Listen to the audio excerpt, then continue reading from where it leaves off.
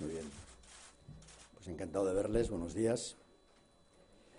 En primer lugar, como saben, hemos convocado esta rueda de prensa para hablar sobre la presentación del manifiesto socialista de la familia socialista europea para las elecciones europeas, pero antes de hacerlo me van a permitir un par de comentarios en el ámbito más personal que tiene que ver quizás con una explicación que no les he dado todavía prácticamente a nadie. La primera es la que tiene que ver con mi agradecimiento al Partido Socialista por haberme llamado a esta convocatoria electoral de nuevo.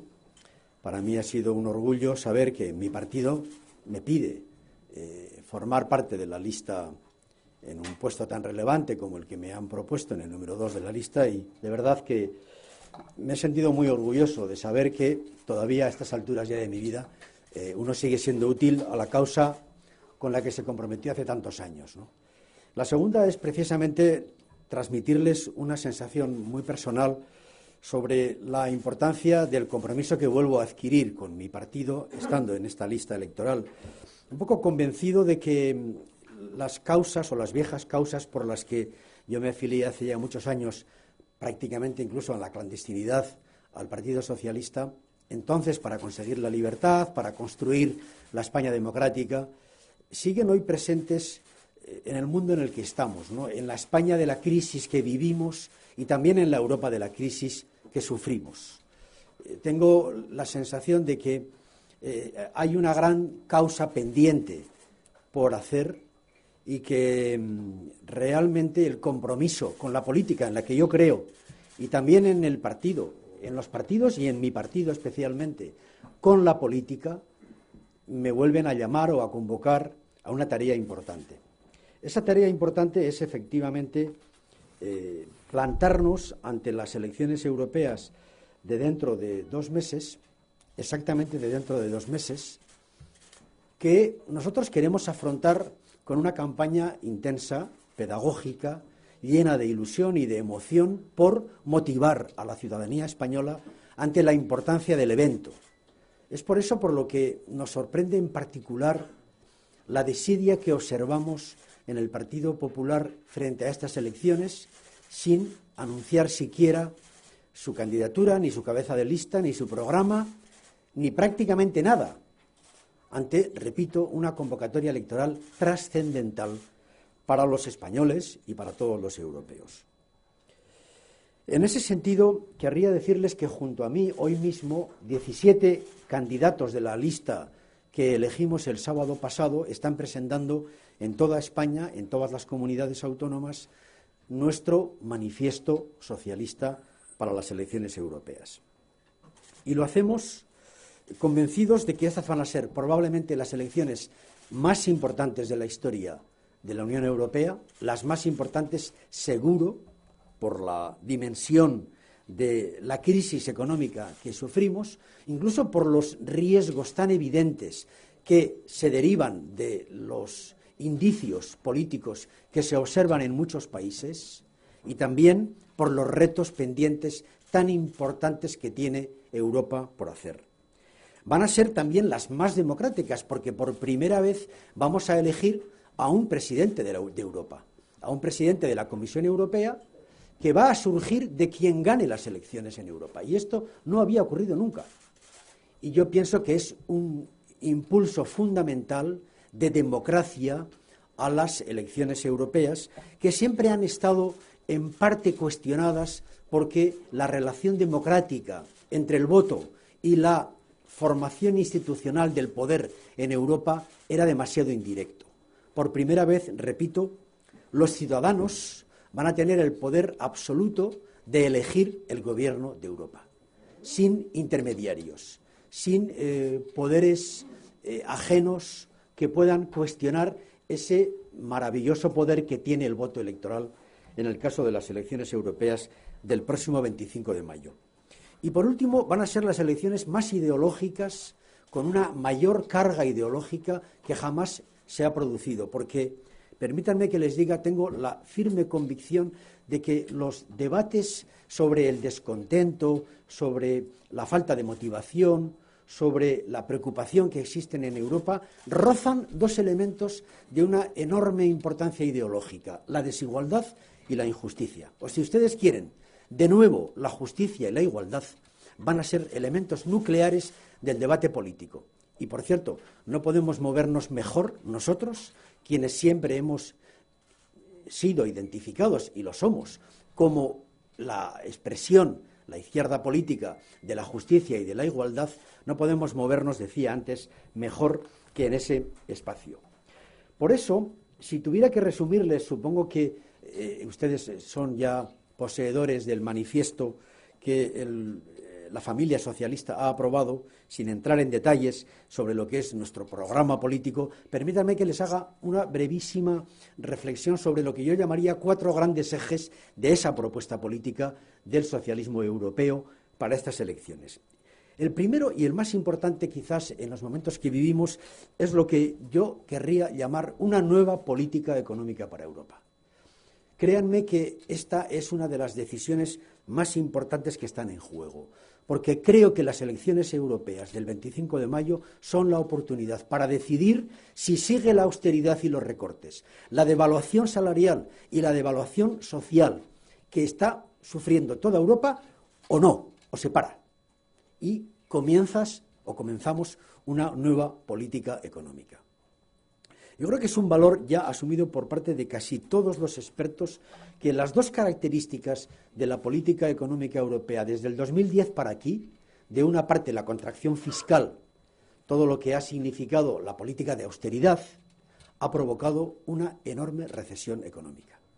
Se inició la política de austeridad a comienzos del 2010 y nosotros, los españoles, pero otros muchos países, hemos sufrido prácticamente desde finales del 2010, principios del 2011, una recesión económica que ha durado 2 años, hasta el verano del 2013. Y la ecuación que liga la contracción fiscal de las políticas públicas con precisamente la contracción económica de estos países, la recesión de toda Europa, es una ecuación incuestionable. Y la otra gran apuesta de la derecha política europea ha sido la devaluación interna, es decir, que los países reduzcan sus salarios, reduzcan sus calidades laborales para ser más competitivos en el mundo. Pero eso está provocando, casi con toda seguridad, una deflación, es decir, una especie de política económica contenida de muy bajo crecimiento, muy tenue, muy frágil también, que nos puede llevar a varios años de crecimientos muy pequeñitos con muy poquita creación de empleo. Pues bien, las dos características, es decir, la austeridad y la recesión, como la devaluación interna y la deflación, hoy están cuestionadas en todo el mundo, por todos los expertos. Y lo que la izquierda europea quiere proponer con claridad es un giro a la política económica europea. Por eso llevamos bastante tiempo desde el PSOE reivindicando una política económica alternativa y por eso estamos intentando ser importantes en la política de la izquierda europea. Por eso los viajes de Alfredo Pérez Rubalcaba, los contactos con los alemanes, con los franceses, porque creemos que es clave que los ciudadanos nos identifiquen con una propuesta de cambio político importante, de giro radical a la política económica europea. Y eso implicará, naturalmente, una política del Banco Central diferente, una política de flexibilización de la reducción del déficit, una política de control al mundo financiero, de separación de las actividades bancarias y sus riesgos, una política fiscal diferente. En definitiva, primer gran eje, una política económica alternativa que permita a los ciudadanos contemplar la posibilidad de que la izquierda, ganadora de las elecciones europeas, pueda darle un giro radical a la política de austeridad y de devaluación sociolaboral en la que hemos vivido los últimos 4 años por imposición de la derecha política europea. El segundo eje es justamente reevaluar el pivote de la Unión Social Europea, es decir, la búsqueda de un elemento nuclear en la construcción de la sociedad europea sobre la unión social, que ha sido la gran olvidada, o si ustedes quieren, la más marginada de las digamos, construcciones europeas durante la crisis. ¿Por qué? Bueno, pues porque ha surgido una palabra que antes les comentaba, que está en el corazón de los sentimientos de todos los europeos, que es la desigualdad. De nuevo, la igualdad vuelve a ser el gran elemento de referencia política para la izquierda capaz de hacer política alternativa, que en este caso trata de combatir las brechas que están apareciendo de manera cada vez más intensa en todos los espacios sociolaborales. Por ejemplo, las brechas entre ejecutivos y empleados, las brechas entre trabajadores del conocimiento y trabajadores manuales, brechas entre hombres y mujeres todavía no superadas, brechas entre los que trabajamos muchas horas y la cantidad de gente que no trabaja nada, porque hay 27 millones de trabajadores sin empleo. Y así podríamos seguir con esas brechas también, lógicamente, porque la contracción fiscal ha provocado una reducción de las políticas públicas en los servicios básicos del estado del bienestar. Y hay brechas, porque hay casi 125 millones de pobres en el país, en Europa. Entonces, esto es lo que está reclamando una política alternativa, porque de lo contrario, el descontento, el desafecto de la ciudadanía con los resultados de las políticas va a ser cada vez mayor y quizás algún día incontrolable. En tercer lugar, lo que reclamamos es una Europa de derechos, de libertades, de ciudadanía, una Europa que ha sido el faro civilizatorio de los últimos 200 años, desde la Revolución Francesa, y que queremos seguir siéndolo. Y nos preocupa la emergencia, la aparición de lo que llamaríamos los viejos demonios de la Europa del siglo XX, en esa mirada ombliguista a pensar que la solución de los problemas radica en cerrar fronteras, en excluir al diferente, en restringir las políticas de los derechos y de las libertades, en eludir la Europa de la diversidad, en evitar que Europa siga siendo el lugar donde los derechos humanos, que son, por así decirlo, el suelo de convivencia más desarrollado de la humanidad, sigan siendo el elemento nuclear de nuestra convivencia. Y aquí nos preocupan muchas cosas.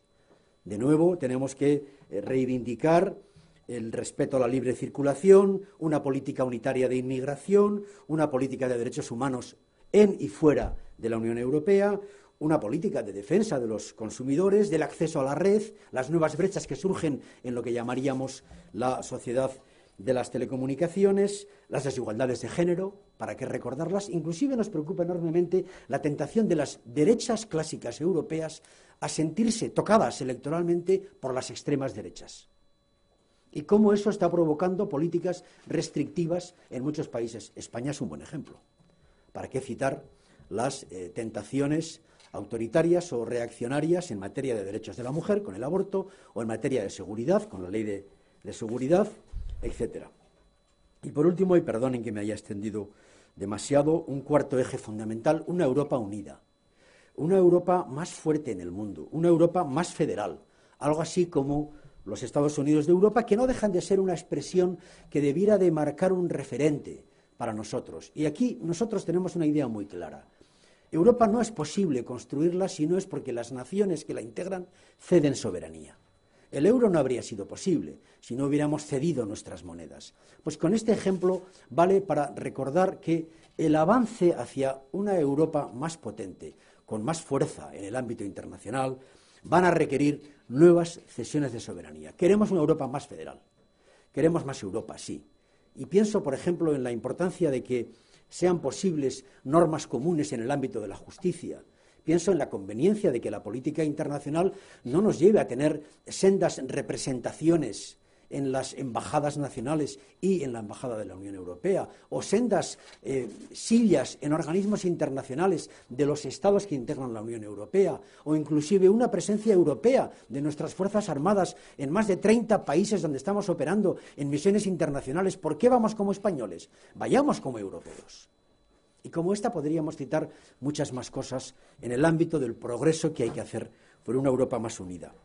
Terminando, nosotros no tenemos, los europeos, no tenemos un relato común del pasado, porque nuestro relato es más bien es de fractura, es un relato de guerras entre nosotros, ¿no? Pero no haremos un relato del futuro si no construimos juntos también el presente. Esta es la idea esencial de este cuarto eje. Y con esto termino. Estas son un poco mi manera de contarles el manifiesto europeo y, por supuesto, me pongo a su disposición para responder a todas sus preguntas. Muchas gracias.